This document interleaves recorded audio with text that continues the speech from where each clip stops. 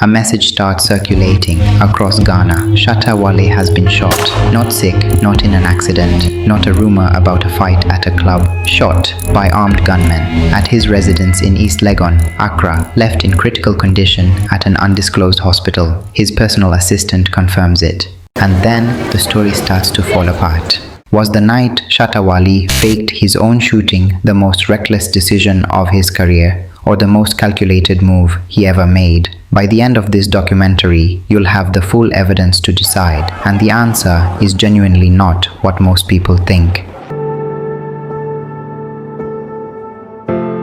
On the same night that Shatta Wale was allegedly shot, he had an album waiting to be released, an album called Gift of God, GOG, that had been delayed for over a year and was one of the most anticipated projects of his career. We're going to connect those two things fully later in this video, because that connection changes everything about how you read October 18th, 2021. But first, you need the full story from the beginning. To understand what happened on October 18th, you have to go back exactly 20 days earlier, September 28th, 2021. A preacher called Bishop Stephen Kwesi Appiah goes on air at Accra FM. His name in Christian circles is Jesus Ahonfe, founder of New Life Kingdom Chapel International, and he delivers a prophecy that, at the time, most of Ghana treats as noise. 18th October 2007. You be South Africa. Reggae artist, no? Lucky Dube. Yeah.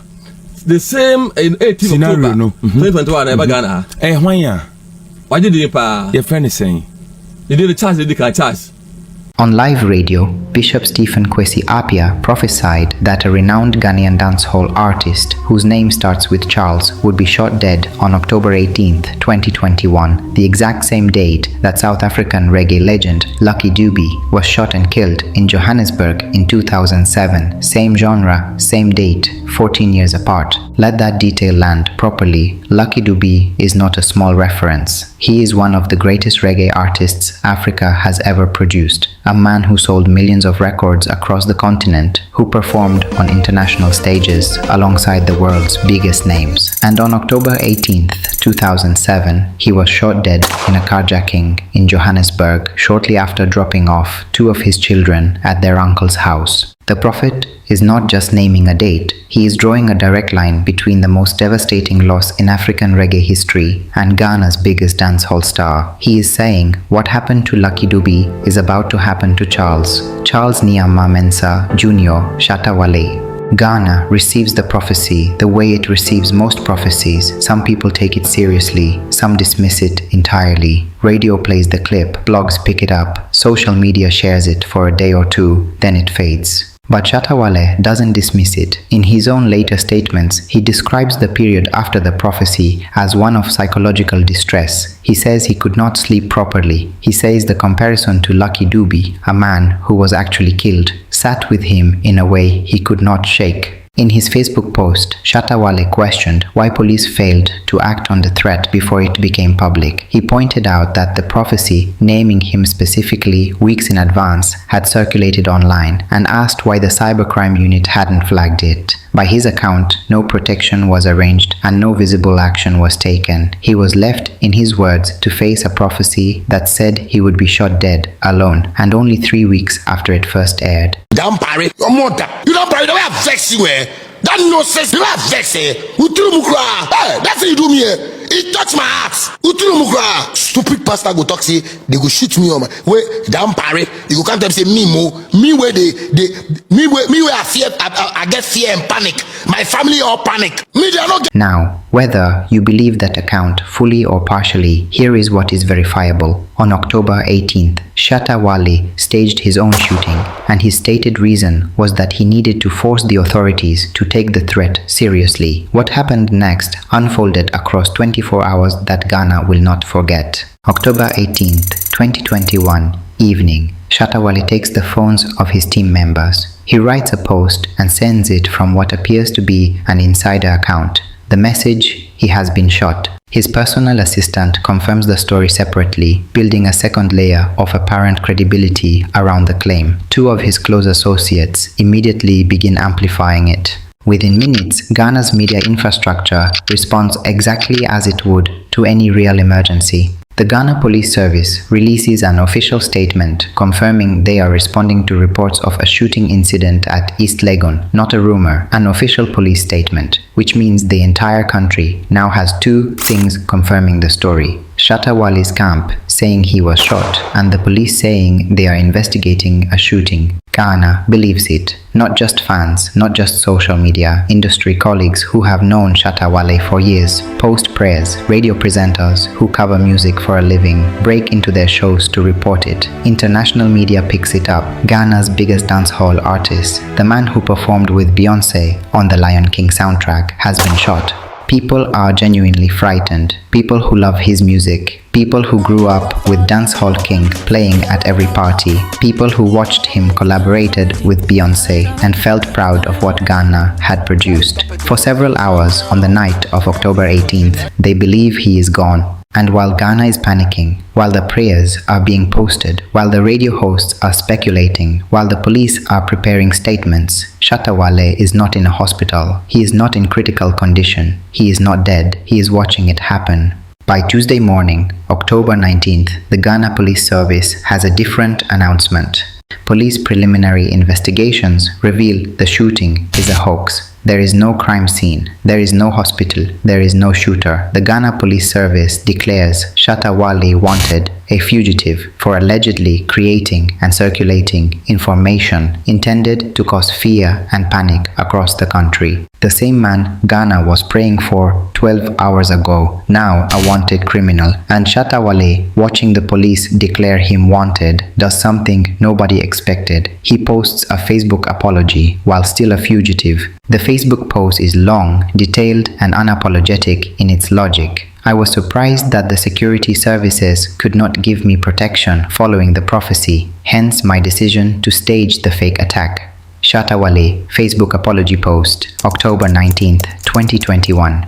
He is not hiding behind the apology. He is making an argument. His argument is this: the police ignored a credible death threat. The prophet named him specifically, named the date, referenced Lucky Dube, and the cybercrime department of the Ghana Police Service did nothing. He also claims the hoax was intended to draw attention to the prophecy culture in Ghana, to force a national conversation about pastors who make dangerous predictions on live radio without accountability. Ghana is split. Some people hear that argument and say a man who has been genuinely frightened by a death threat, abandoned by the police, and watching the anniversary of Lucky Dube's murder approach did something extreme but understandable. Yeah, because this is not the first time they have given prophecy about him. This is not the first time, this is not the second time, this is not the third time.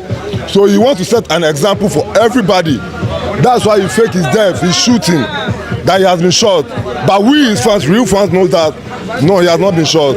Others say you caused a national panic. You made families believe someone they loved was dying. You wasted police resources. You abused the media's trust. And you did it on purpose. The debate is still not fully resolved in Ghana today. But the legal process doesn't wait for the debate to finish. I got some words for Shatta. I don't, but I'm not going to say it here because I'm an OG. We don't talk like that.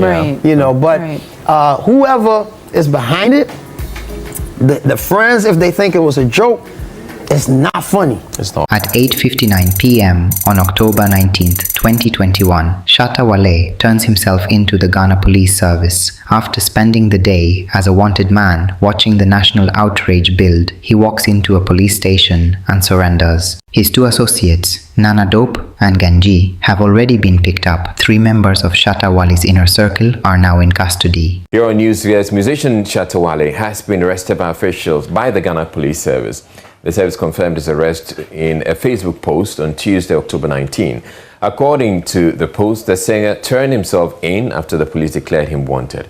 He has been arrested to assist in investigations for his alleged involvement in the creation and circulation of information intended to cause fear and panic. On the same day that Shatta Wale surrenders, October 19th, 2021, the Ghana Police Service arrests Bishop Stephen Kwesi Appiah, the prophet who started it all. Jesus Ahonfe is picked up early in the morning while preparing to go on air for his radio show and charged with causing fear and panic. The man who made the prophecy and the man who staged his own death to prove the prophecy mattered, both in custody on the same day because of the same event. 4 people total now face charges: Shatta Wale, Nana Dope, Ganji and Jesus Ahonfe. Shatta Wale spends 2 nights in police custody before appearing in court on October 21st, 2021. He is remanded to custody for 1 week alongside his associates, the man who collaborated with Beyoncé on the soundtrack. Already on The Lion King, The Gift, who had stood on international stages representing Ghana to a global audience, is remanded to prison. Jesus Ahonfe is denied bail on the same day. The prophet and the artist, both behind bars. Now we come to the detail that connects everything. For years before October 18th, 2021, Shatta Wale had been promising his fans one thing: the Gift of God album. He had described it as a personal statement, the album that would prove his longevity beyond any doubt. He spoke about it with a weight he rarely gave his projects. This wasn't just another release. This was supposed to be his masterpiece. I'm just seeing, but the kind of videos I want to put out there, the type of promotions I want to do, like, you know, the marketing around the GOG album is Damakumaso.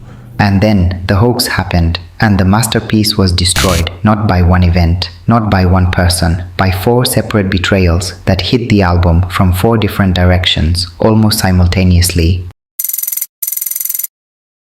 On February 2024, Shatta Wale stated in an interview on 3 Music TV that The Gift of God was a big album that he wanted to put a lot of support behind. But you go to a company and they tell you that someone has tipped us off, that Shatta doesn't respect anybody. Gift of God was a big project for me that I really wanted to get, like, companies even to come on board. When you go to a company and they tell you, oh, is this some man they say Shatta, you know, they respect. Companies in active negotiations with Shatta Wale for the GOG launch were receiving calls. People, unnamed, working in the background, were poisoning his corporate relationships while he was in court, while he was in custody, while he was publicly fighting for his reputation. He made himself vulnerable with the shooting hoax, and someone used that window. Shatta Wale has publicly accused his former manager, Bull God, of allegedly leaking the track list of the GOG album without permission. At the time of the alleged leak, Shatta Wale says he had secured a record deal worth $4 million. The documentation had been finalized, the rollout plan was in place. TG Omori, one of Africa's most sought-after music video directors, was lined up to shoot the visuals. Then the tracklist went public and the record company pulled out. $4 million. A complete rollout plan. TG Omori gone. Not because the music wasn't good enough, not because the market wasn't ready, because someone allegedly sent a document they were not authorized to send. One day, my album, many like international collaborations, like big one, you know, that I wanted to release. I think GOG. Because he was working with me by that time, offering me channel, he felt he had something that he would use to disgrace me. So he brought that thing out. And at that time that he brought Sidena out, you know, I had a deal with a record company that wanted to give me $4 million. Wow. So I got very pissed. Shatta Wale also claimed that Bull God's alleged actions were motivated by personal issues following the termination of their working relationship, that the timing was not accidental. You already know that in 2019, Shatta Wale appeared on Beyoncé's The Lion King, The Gift album, alongside Major Lazer and Blue Ivy, the collaboration that announced Ghanaian dancehall to hundreds of millions of people worldwide. What most people don't know is what happened next. Beyoncé's team came back. They wanted Shatta Wale on another project. They wanted him to fly from Ghana with his crew. A Ghanaian coordinator was handling the process on his behalf. The coordination fell apart. The second Beyoncé collaboration never happened. Shatta Wale, on Twitter Space in 2024, stated that Ghanaians, with their pressure, forced him to feature Beyoncé, now getting problems. Now the same Ghanaian can't even get me that feature. And that was the thing that got me pissed with the whole album. Dress myself. Beyoncé actually, her team actually wanted me to fly from Ghana with a crew. So like the way I travel, 16 people, 12 people, yes, me and my team. But our Ghanaians with their pressure force me. Now I want to feature Beyonce. Now I'm getting problem. Now the same Ghanaian person can't even get that feature. Wow. The man who had stood on the world's biggest stage on a Beyoncé album for a global Disney release had a second chance at that exact same level of international exposure, and someone in his own circle let it slip through.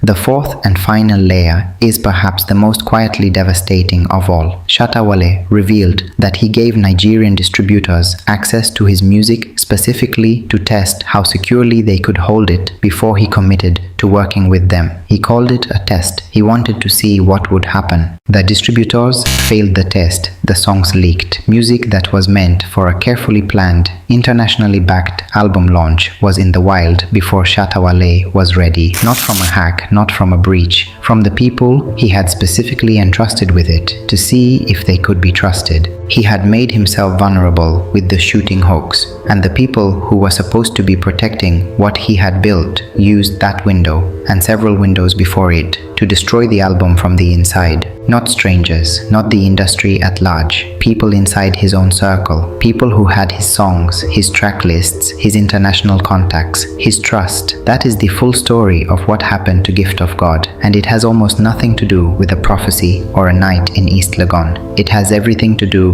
with who a man trusts and what those people do when his back is turned. October 21st, 2021. Shatta Wale appears before court with Nana Dope and Ganji. He pleads not guilty. The case moves through the Ghanaian legal system across several months. He is granted bail after his remand period. He continues performing. The court process runs in the background while his career runs in the foreground. We promised at the start to connect the shooting to the Gift of God album. Now you have the full picture, all 4 layers. The hoax created vulnerability. Then Bull God allegedly leaked the track list and collapsed a $4 million deal. Then the Beyoncé coordination failed. Then the distributors leaked the songs. The thing that may have been designed to build attention for the album instead gave its enemies the perfect cover to destroy it. And Shatta Wale confirmed every layer himself in 3 separate interviews across 2024. June 29th, 2022, 8 months after the incident, Shatta Wale appears before Circuit Court Judge Emmanuel Esando. He changes his plea. Shatta Wale pleads guilty to spreading false information intended to cause fear and panic. Judge Emmanuel Esando hands down the sentence, a fine of 2,000 Ghanaian cedis, no prison time. Ghana's most famous dancehall artist is fined the equivalent of roughly $150 for staging his own death and panicking an entire country. 2,000 Ghanaian cedis for a man who fills 40,000 capacity stadiums. The fine that became its own punchline. We opened this video with a question. Was October 18th, 2021 the most reckless decision of Shatta Wale's career, or the most calculated move he ever made? Here is the honest answer. It was both, and it didn't work either way. If it was calculated, a publicity play for the Gift of God album, it generated the attention and helped destroy the album. The corporate sponsors withdrew. The Bull God situation was already in motion. The Beyoncé coordination had already failed. The distributors were already failing him. The hoax added fuel to a fire that was already burning. If it was genuine, a man under real psychological pressure from a death prophecy, the police wouldn't take seriously. It still cost him 2 nights in a cell, a guilty plea in open court, and the most public moment of vulnerability his enemies needed to finish what they had already started against his album. The man whose stunt produced 2,000 Ghanaian cedis in fines and 2 nights in custody filled the Accra Sports Stadium with 40,000 fans just 14 months later at his Freedom Wave concert. The career survived, the album didn't. GOG was eventually repackaged as an album called Connect. Shatta Wale bet on himself, the way he always does. This time, the bet cost him more than he planned for. Because here's the thing that his entire career, from Bandana to Dancehall King to Beyoncé to Freedom Wave, keeps proving he doesn't make decisions by other people's rules, even when it costs him. Ghana, October 18th, 2021. Was it brave or reckless? Publicity stunt or genuine fear? And now that you know the full GOG story, do you think the shooting had anything to do with the album, or was it a completely separate decision? Drop your verdict in the comments and subscribe to Fame Africa. Every week we go deeper on the stories that Ghana's music industry leaves unfinished.